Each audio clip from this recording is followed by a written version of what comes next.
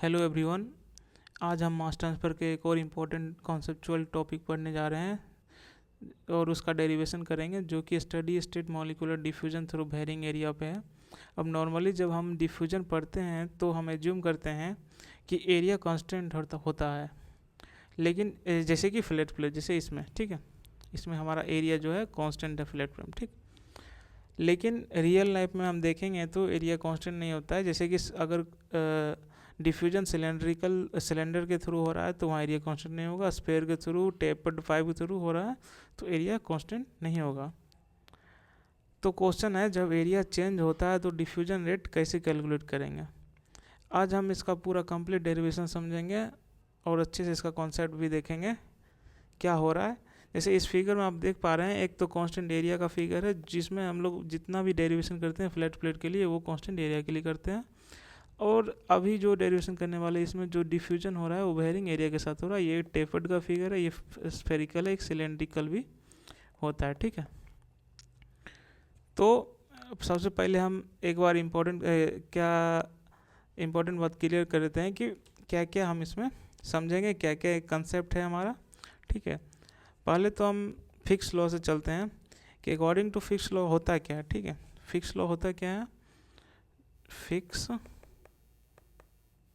Law, ये सबको पता होता है क्या, N A equal to minus D A B D C A upon D Z, ये हमारा फिक्स लॉ होता है, ठीक है।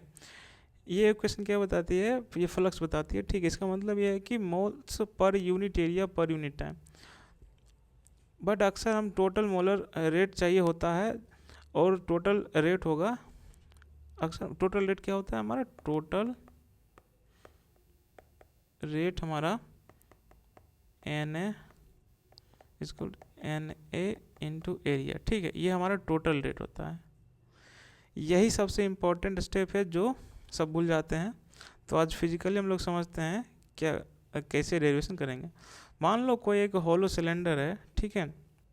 मान लो कोई एक होलो सिलेंडर है, ठीक है।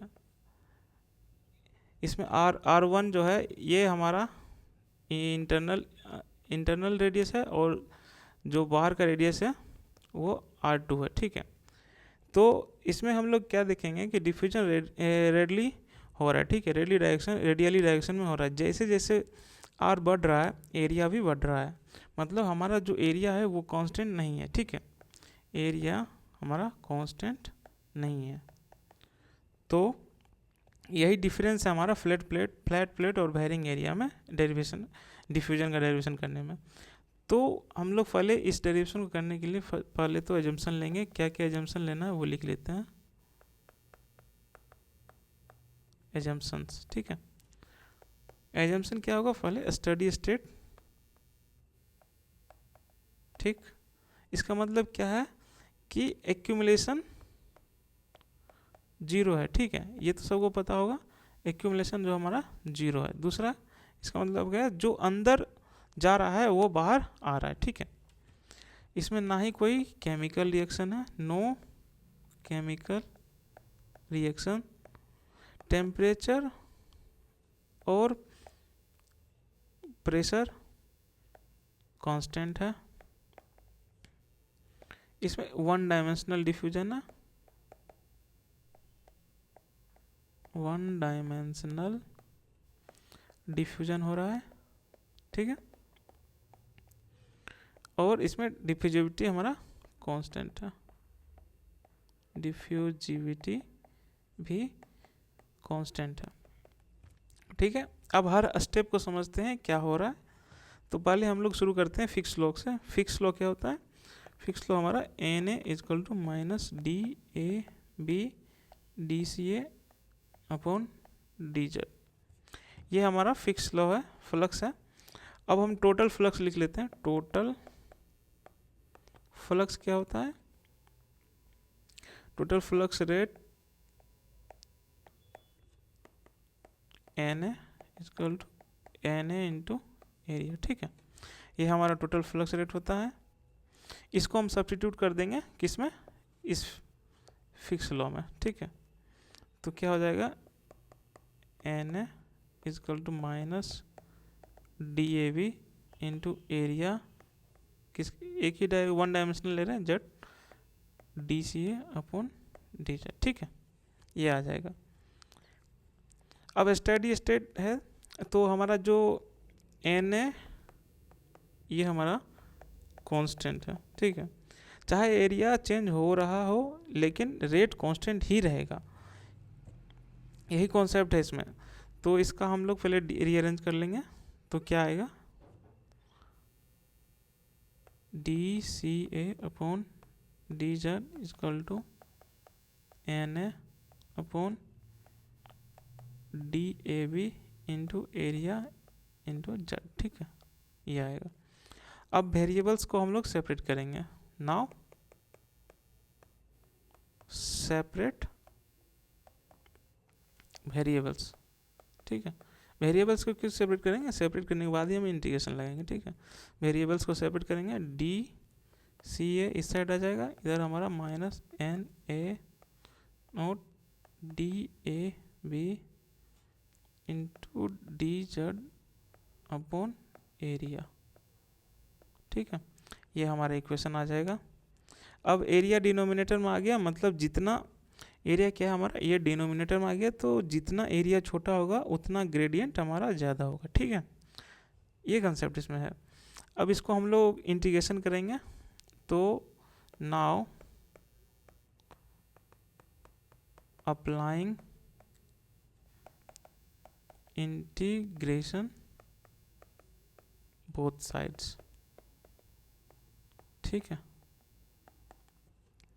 कहाँ से कहाँ करेंगे, इंटीग्रेशन करेंगे एट Z1 से Z2 तक, और दूसरा हम सॉरी एक Z1 C1 और Z2 को C2, ठीक, मतलब C1 से C2 तक और Z1 से Z2 तक। तो इंटीग्रेशन लगाते हैं, ये हमारा DCA minus NA on DAB, ये हो गया Z1 Z2 DZ divide by area Z, ठीक, इधर इंटीग्रेशन हो जाएगा CA1 CA2, ठीक, ये हम इंटीग्रेशन लगा दिए। इंटीग्रेशन करने के बाद हम लोग को क्या आने वाला है, तो इंटीग्रेशन लगाने के बाद हमारा ये हो जाएगा CA2 माइनस CA1, ये लेफ्ट साइड में, और राइट साइड में हमारा क्या हो जाएगा, ये लेफ्ट साइड हो गया, और राइट साइड का इंटीग्रेशन हो जाएगा NA, ये हमारा कांस्टेंट इस साइड ऐसे ही रह जाएगा DAB, और ये हो जाएगा हमारा Z2 सॉरी ये Z2 ये Z1 DZ upon area into Z, ठीक है, इसको हम रीअरेंज कर लेंगे।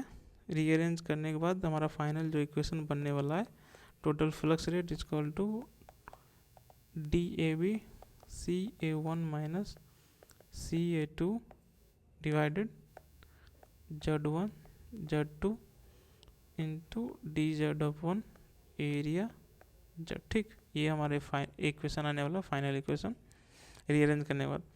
अब समझो कि डिनोमिनेटर का मीनिंग क्या है, डिनोमिनेटर हमारा क्या है, DZ upon A into Z, इसका मीनिंग क्या है हम लोग समझते हैं, ये क्या रिप्रेजेंट कर रहा है एक्चुअली, डिफ्यूजन रेजिस्टेंस क्या है देखते हैं।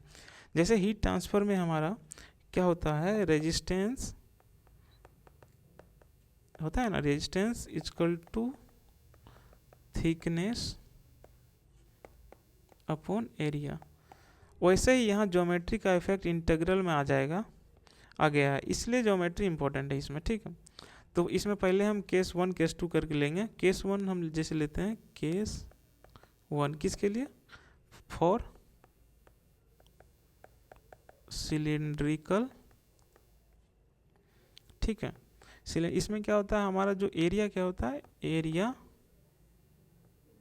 इज इक्वल टू 2πRL,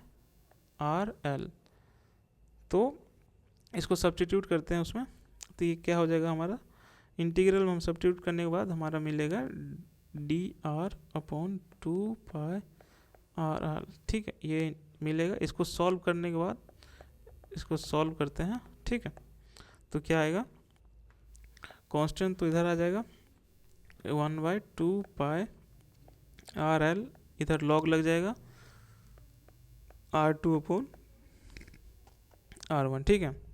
तो हमारा ये आ गया, ठीक है।